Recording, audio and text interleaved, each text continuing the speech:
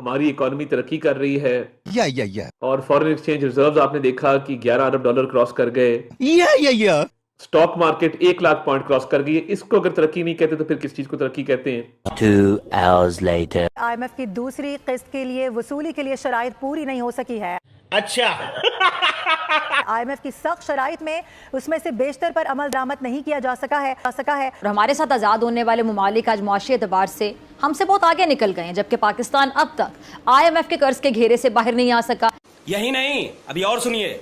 Pakistan railway के electric का 43 करोड़ का ना दहिंदा निकला। तर्जुमान की इलेक्ट्रिक के मुताबिक रेलवे के मई 2024 से 43 करोड़ रुपए के बकाया जात हैं कि हर शख्स अपने बच्चों का पेट भरने की बाकायदा कोशिश करे, जिद्दोजहद में लगा हुआ है, समझ नहीं आती कि कैसे गुजारा करे।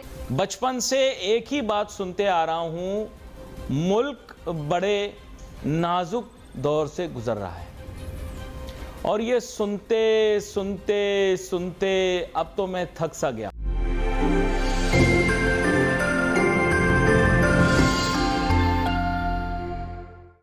नमस्कार दोस्तों, आप सभी का स्वागत है सिर्फ भारत पर। दोस्तों, जिस तरह हम जानते हैं कि जब से मोदी सरकार आई है वह पाकिस्तान से बात कम और पाकिस्तान की इकोनॉमिक बॉयकॉट ज़्यादा कर रही है। वह डिप्लोमेटिक प्लेटफॉर्म्स पर पाकिस्तान की सच्चाई दिखाकर पाकिस्तान का देशों से बॉयकॉट कराकर उसे पैसे मिलने में देरी करा रही है। पाकिस्तान की इस भिखारी हालत का कारण मैं मानता हूं कि भारत एक तरह से है, क्योंकि भारत ने हर एक डिप्लोमेटिक मंच पर जाकर पाकिस्तान की सच्चाई को बाहर दिखाया है। पाकिस्तान जब से इन चीज़ों में फंसा है तब से वह ना कोई बड़ी हरकत भारत में करवा पा रहा है, ना ही उसके मंसूबे भारत में पूरे हो रहे हैं। आज पाकिस्तान की हालत बहुत बुरी है कि वहाँ पर आए दिन बम धमाके हो रहे हैं और वहाँ के लोकल लोग ही उनकी सरकार और आर्मी का विरोध कर रही है और पाकिस्तान में लोगों के पास खाने को तक नहीं है। वहाँ करीबन 2 से 3 करोड़ भिखारी आज के समय हो गए हैं, जो कि उनकी कुल आबादी का 10% है। तो पाकिस्तान की इस हालत का पाकिस्तानी भारत को जिम्मेदार मान रहे हैं। इसी को लेकर पाकिस्तानी मीडिया के एंकर फिज़ा खान ये सब चिल्लाते हुए दिखाई दे रहे हैं कि ये सब भारत का करवाया हुआ। आइए देखते हैं पाकिस्तानी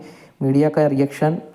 और सियासतदान क्या कर रहे हैं? हमेशा की तरह सियासत कर रहे हैं, लेकिन आम आदमी को अब इस सियासत से कोई गर्ज नहीं रही। दुनिया भर में लोग मेहनत करके तरक्की करते हैं, अपना सोशल स्टेटस जो है वो बढ़ाते हैं, लेकिन पाकिस्तान में क्या होता है? पाकिस्तान में आम आदमी की पहली और आखिरी तरजीह आज भी क्या है?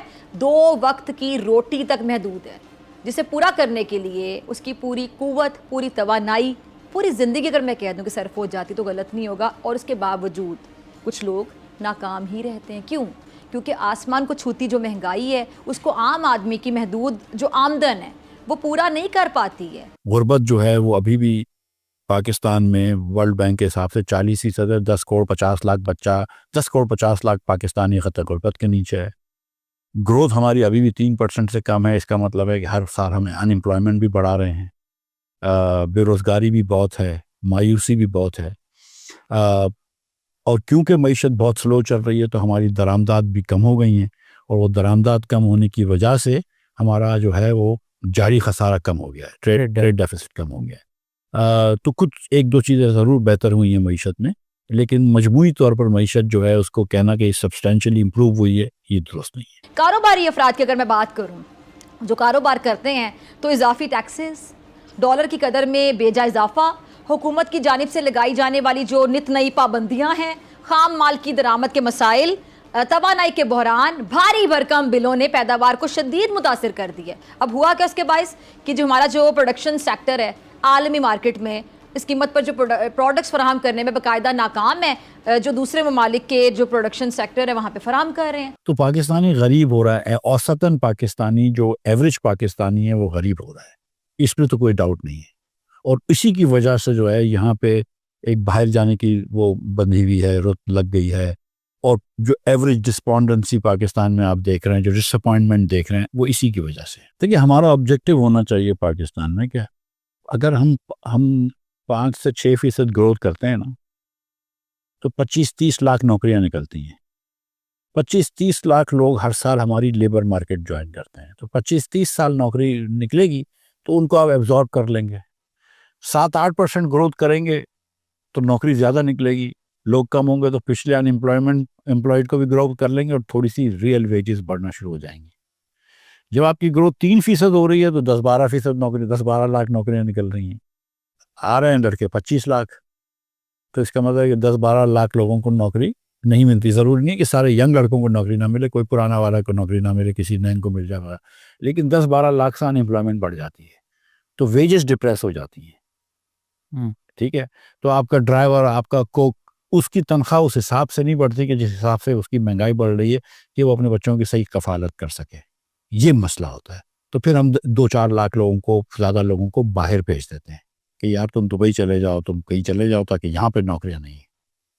हमको अगर अपने लोगों की तनख्वाहें बढ़ानी है, रियल वेजेस बढ़ानी है, इन्फ्लेशन एडजस्टेड वेजेस बढ़ानी है, तो फिर हमको 6-7-8% ग्रोथ करनी पड़ेगी। और उसके लिए आपको यहाँ पे इंडस्ट्री लगाना ज़रूरी है, और वो इंडस्ट्री लगाना ज़रूरी है जो यहाँ से बना के मसनूआत बरामद कर सके। कहीं से कोई ताल्लुक ही ना हो किसी चीज़ में, तो तब भी पता चलता है नाम आ गया जी, हमारा नाम पाकिस्तान का आ गया। विवेक रामास्वामी, जो कि इलेक्टेड प्रेसिडेंट डोनाल्ड ट्रंप के एफिशिएंसी डिपार्टमेंट के की प्लेयर हैं, उन्होंने अपना क्रैक डाउन स्टार्ट किया है। कहाँ से? PIA own property Roosevelt hotel से। $220 मिलियन की जो लीज है PIA यानी कि पाकिस्तान की प्रॉपर्टी रोजवेल्ट होटल, जो कि मैनहट्टन न्यूयॉर्क सिटी के दिल में मौजूद है और एक तारीखी होटल है, हिस्टोरिकल, इसकी सारी हम जब बताएंगे हिस्ट्री पूरी मौजूद है। उस होटल से उन्होंने स्टार्ट किया है विवेक रामास्वामी ने कि भाई यहीं से क्रैकडाउन स्टार्ट होगा। तो भाई वही तो मैंने कहा ना कि कश्ती डूबी वहीं जहां पानी कम था। अब इसको जो है, ये बड़ी बुरी खबर है पाकिस्तान के लिए, और इसके ऊपर बड़ी तनकीद भी हो रही है। मैं आपको बताती हूँ इसके ऊपर जो लिखा गया, मैं देख रही थी कि क्या, पहले मैं आपको बताती हूँ कि विवेक रामास्वामी ने इसके ऊपर क्या लिखा है। उन्होंने कहा, a tax payer funded hotel for illegal migrants is owned by the Pakistani government, which means NYC New York city tax payers are effectively paying a foreign government to house illegals in our own country. This is nuts. ये कहना उनका, उन्होंने कहा pan ये अच्छा क्यों कहा? आप कहेंगे कि होटल का इलीगल इमिग्रेंट से क्या ताल्लुक, तो वो भी आपको बताए देते हैं। The city of New York page $220 million to rent the entire Roosevelt Hotel in Manhattan to house illegal migrants. The hotel is owned by the government of Pakistan and the deal was part of a $1.1 billion IMF bailout package to help Pakistan avoid default or international debts.